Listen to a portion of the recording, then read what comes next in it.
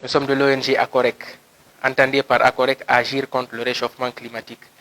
Moi, je suis Saïko Amadou Tidjane Diallo, homonyme de votre papa. Lui, c'est Aliou Gawal Diallo. Et elle, c'est Nembilo Diallo. Nous sommes tous membres de l'ONG Acorec. Et elle, c'est Aïcha, que vous connaissez déjà, qui est aussi une personne qui fait de son mieux pour l'ONG Acorec. Donc, nous avons initié un challenge, un concept qu'on a appelé Un anniversaire en arbre, qui consiste à inviter chaque citoyen à planter au minimum un arbre à l'occasion de son anniversaire. Parce que le constat a été que la jeunesse actuelle est animée par la coupure des gâteaux à l'occasion des anniversaires. On prend des gâteaux coûteux, on va dans des lieux luxueux pour couper ces gâteaux. Et le lendemain, il n'y a pas assez d'utilité pour la société. Donc nous sommes inspirés de ça, vu l'exploitation minière, vu les menaces qui pèsent sur la couche d'ozone, vu la prolifération des gaz à effet de serre, vu l'utilisation du charbon de bois à travers la coupe abusive de bois, vu la disparition de nos cours d'eau aujourd'hui. Donc nous nous sommes dit pourquoi ne pas inviter chaque citoyen à planter au minimum un arbre à l'occasion de son anniversaire. Parce qu'un arbre filtre 28 kg de pollution atmosphérique par an et refroidit l'air comme 10 climatiseurs qui fonctionnent en même temps.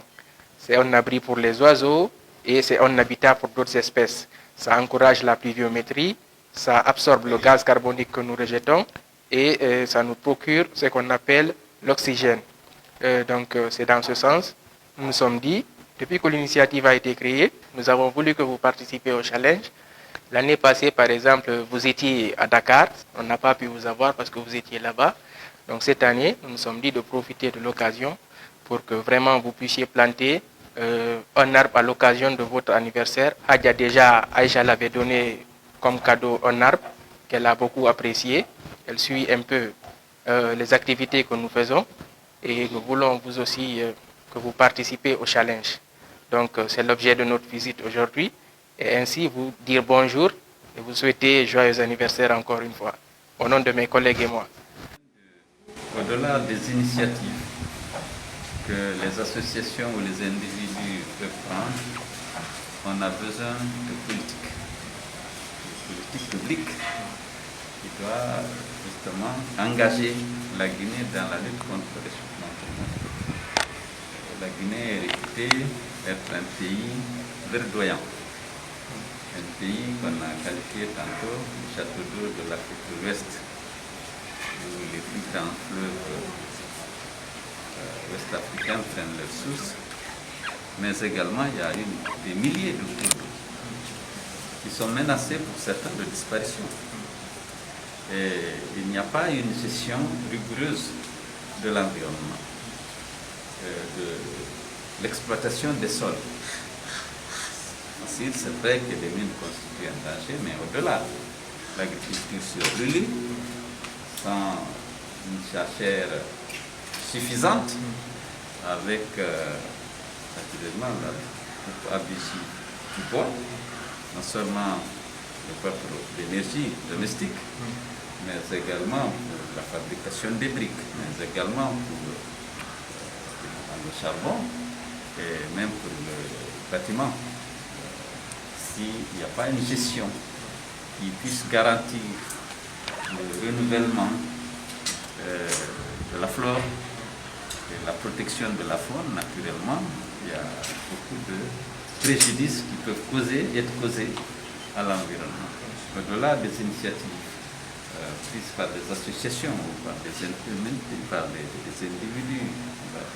entreprises, on a besoin d'une politique publique qui vraiment bien menée, bien financée, pour essayer de préserver naturellement l'environnement et lutter contre le réchauffement climatique.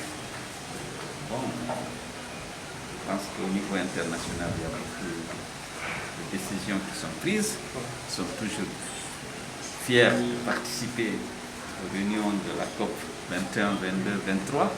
Mais une fois de retour dans leur pays, peu de gouvernements agissent dans la bonne direction. Je pense que même si on note un progrès dans l'amélioration du mix énergétique, parce que il y a de l'énergie propre plus en plus d'énergie hydroélectrique, d'énergie solaire. Il y a quand même d'autres facteurs qui sont en train de causer des préjudices importants à l'environnement. Donc je vous félicite et naturellement je suis heureux de planter un arbre, mais il faut toute une politique pour protéger les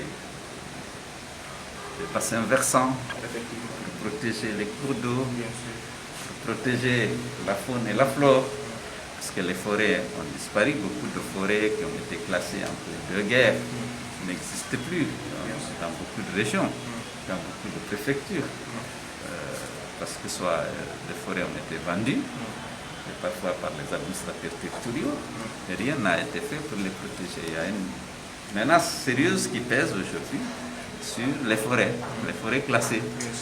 Ce n'est pas seulement l'aspect économique, il y a naturellement ce que vous avez rappelé, vous avez fait un inventaire exhaustif des problèmes. Mais il faut que l'État s'en saisisse et appuie davantage des ONG comme vous. Merci. Merci. Merci.